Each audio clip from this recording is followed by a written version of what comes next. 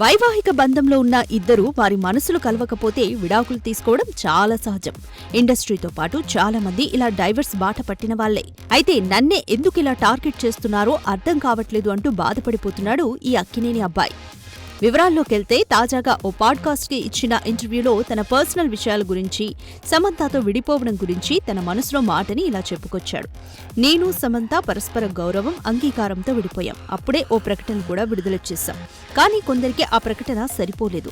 ఇంకా వివరణ కావాలని నిరంతరం ఏవో రాస్తూనే ఉన్నారు. నా డివోర్స్ కొందరికి ఎంటర్టైన్మెంట్ అయిపోయింది. నాకు అది చాలా సెన్సిటివ్ విషయం. నేను ఒక బ్రోకెన్ ఫ్యామిలీ నుంచే వచ్చాను. అలాంటి నిర్ణయం తీసుకోవాలంటే 1కి 1000 సార్లు ఆలోచించి ఉంటాను. కానీ కొందరు మా ప్రైవసీని గౌరవించలేదు.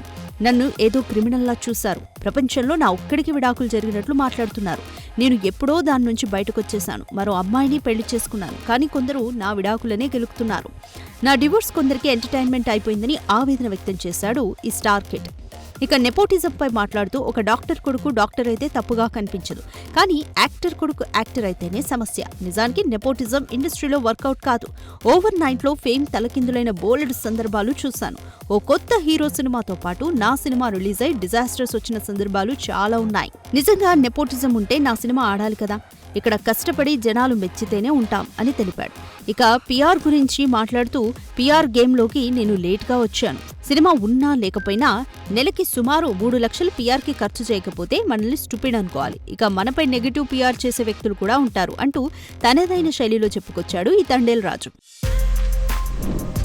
For more videos like this, subscribe Big TV channel.